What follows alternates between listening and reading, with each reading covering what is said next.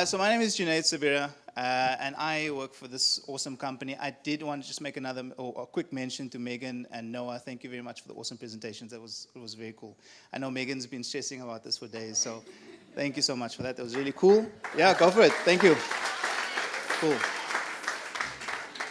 So, and another thing, it is an honor and privilege to stand on the stage. I didn't know much about Every Chef, and then one day I just spent the entire day on YouTube trawling through the videos, and the people that stood here before us is like out of this world.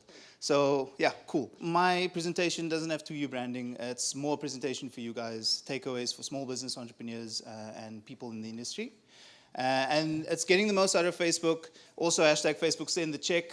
Noah, this is promotion for you guys. So yeah, just in the mail, go for it.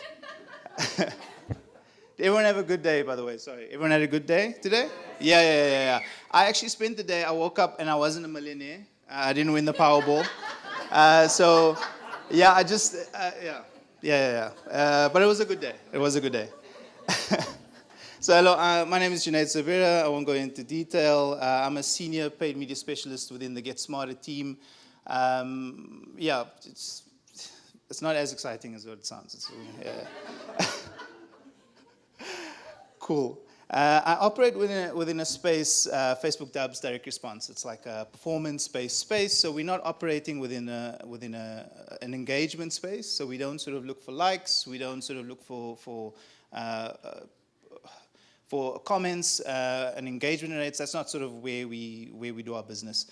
Myself and Megs operate within a very performance-based environment. We operate between a mix of consideration and conversion. I would love to go into detail with these things right now, but it will take up too much time. I've been told I need to bring my slides down, so cut it down. Let's go. So the main thing that I want you guys to know is I don't want you to memorize what I'm saying. I need you guys to understand what I'm saying. And I think that's sort of my main takeaway. When I go from business to business, I often see the mentality of like, what is sort of the formula? How can I just take something and repeat it?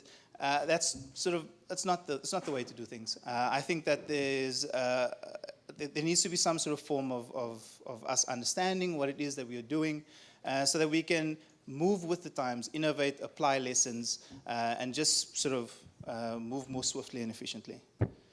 And so the bulk of my talk today is about time. For small businesses today and also people professionally, time is super precious. I know for me, one of my biggest challenges moving up the ladder from being a junior within the social media space, where I was just a bum in a seat, basically. I was operating 8 hours of the day just at my desk. I could do a lot more with my time. I could really focus on my campaigns. I could really sort of spend time optimizing and driving the best results myself. But as a senior individual, you can't. You have to sort of sit in meetings a lot more. Your time is divided. You're seeing clients. You have to make some decisions that's a bit more managerial. And it becomes a bit more monotonous and boring. So time is very precious. And also on top of that, if you are managing courses, well, I'm managing courses, but if you're managing clients or other businesses, you can't sort of drop the ball there as well. So time is very precious. For entrepreneurs as well, time also, if you don't have time and you're stressed, it leads to sort of some other unforeseen or unfortunate events as well. So, yeah, sorry. I did have a slide about like mental health within the entrepreneur space, and they told me to cut it out. No, it's very cool. It's like, I'm very passionate about it. I've seen friends and family experience depression while they start up businesses, so it is something to be aware of. But yeah, time is precious. Cool. So as Megan alluded, we focus a lot on things that really matter at 2U, and I really want to get this across to you guys. Focus on what really matters. If your ideal situation is to get leads for something, then focus on leads. Let's sort of break down how it is that we get leads. Let's break down all the metrics that's associated with leads, and let's cut out everything else, at least for now. If your business is growing, you don't have the luxury to sort of spend like how we spend. You can't test this here and test that there. You really need to be laser focused on what it is that you want to achieve from Facebook or any platform for that matter. And then this is a little quote. People like to add quotes to their presentations, so I just thought I'd add one. Nobody reads ads. People read what interests them, and sometimes it's an ad. So this was written in a time of Mad Men. So I don't know if you know the show Mad Men. This dude, Mr. Howard, he is sort of what they modeled some of the characters around, I believe, or something to that effect. And this is 90% true today. Today, we've got a lot of sort of trigger-happy individuals online that really take time and look at ads and flag things because it needs to be flagged. There's a lot of mess in the space. And that's why Facebook gets in trouble sometimes with it. But for the most part, people read what interests them. And I think that we need to make our ads more interesting.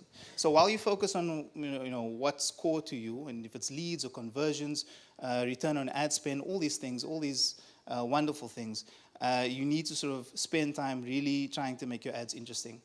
Because for us, spending time in the conversion space, we can't just be like, buy this course, sell this. Like, we can't just be doing that. We need to sort of achieve that goal while making our ads interesting as well. So just a little bit. Tools needed. So this slide was also much longer. Sorry. But basically, for a small business, you need to understand two things. You need to understand the business manager, spend time on Facebook's learning platforms, just sort of learn what it is about, what the capabilities are, where you can buy media effectively. I see the world very differently. I don't even see Facebook, Instagram, and everything else. This platform, the Business Manager, allows me to sit at my desk and buy media wherever the people are. So that's basically where I am. So I'm just like old school. I'm sitting there. Where are the people? So that's me. And then the Pixel as well. The Pixel allows you to track all of the people that visit your website. It allows you to segment them into little buckets of events wherever they might be on your website. So if they're in an add to cart section and they bounce, you'll be able to track that event, serve them with a relevant ad. We offer free delivery. That's sort of a nice little thing to bring people back to the funnel, basically. Or if they're discovering or they're looking for something, looking for information, rather send them somewhere else where they can find the information with your ads. So the Business Manager. So there was a couple of things that needed to qualify for these slides, and you'll see it's like a recurring theme. It needs to be easy to get started on. Allows you to, well, for the Business Manager, allows you to buy media directly, so you don't actually need any formal training. It's preferred that you have formal training because you can be spending your own money, but you don't actually have to have any formal training. You can sort of just jump aboard. It's free. You sign up. You start buying media and everything's cool, and it's very powerful. From the beginning, you won't sort of see how powerful it is, but as you scale your budgets, you'll be able to unlock more and more targeting capabilities, and you'll be able to split your focus all over the place. And then the Pixel as well. It's very easy to implement. Unless you need a developer, then that stuff is not free. Developers will charge you an arm and a leg to implement a very, very simple code. Believe me, I've been there. And allows you to track visitors to your site immediately. So from the get-go, it's also very powerful. So these are sort of the things. It needs to be easy. It needs to allow you to do something right now, and it needs to be very powerful. And then that's why it qualifies for the tools that you need today. And this is just a very complex map of, it's a flowchart of a website example.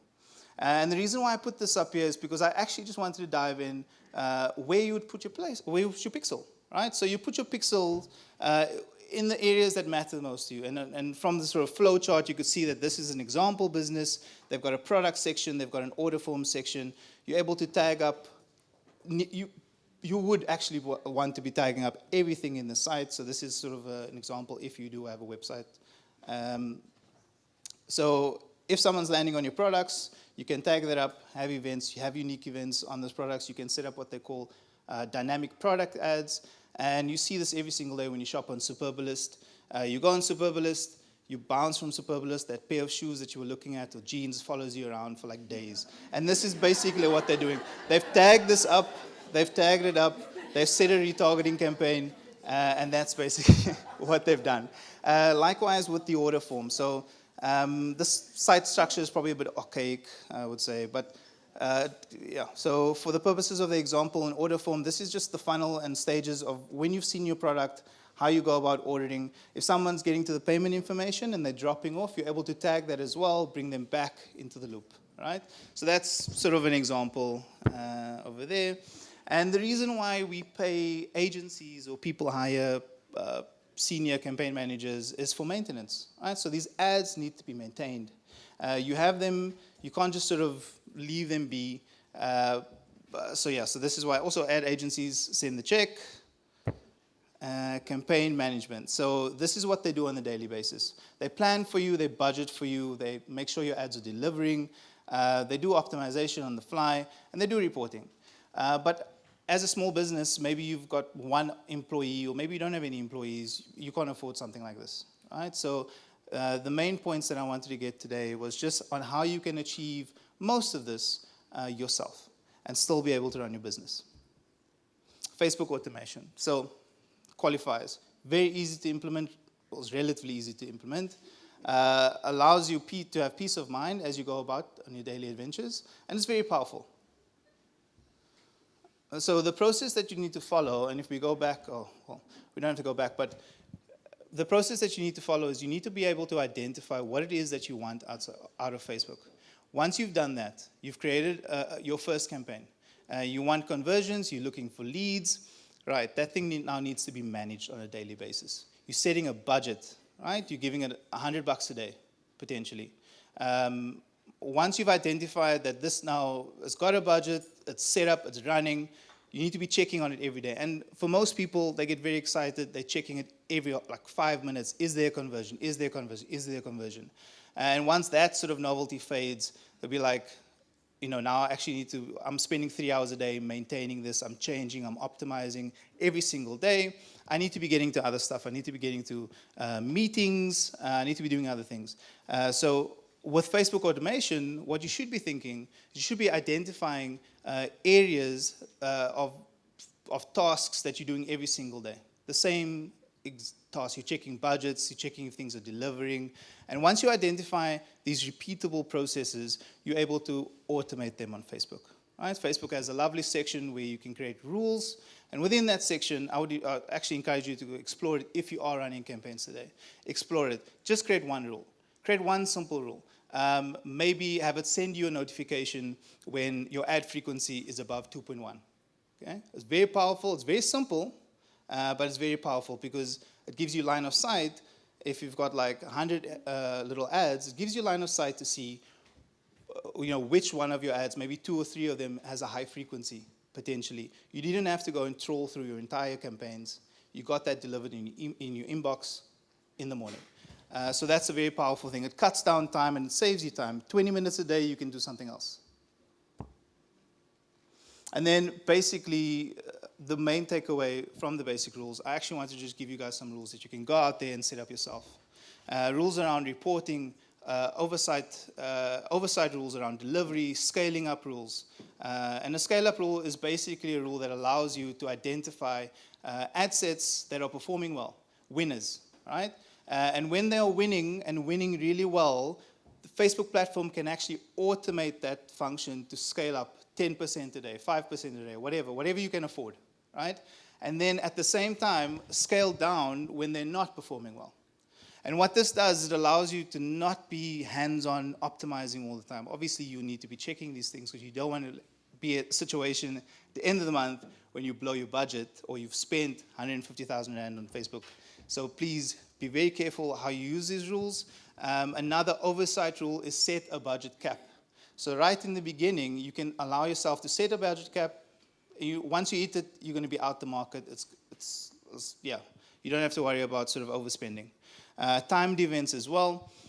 If you're in a situation where you want to lock down revenue very early in a month, maybe within the first 10 days, 15 days, you want to lock down revenue, you can actually set a timed event. You can have your budget space up for a bit, for maybe 15 days. Once that budget, once it gets to the 15th, you can ask Facebook to bring all your bids down or bring all your budgets down to a very base minimal level. So you lock down that revenue, you lock down that potential very, very early on. Also, I mentioned frequency, reporting as well. People love reports, right? So automate this process. You don't actually have to ask your agency. Your agency can automate that for you. I know they don't like sharing some information sometimes, but for yourselves that are busy running day-to-day businesses, you can automate weekly, monthly reports to your inbox. If you understand the metrics, which is, don't memorize the process, understand what it is, and you'll be okay. Cool. I think that's it for me. Thank you.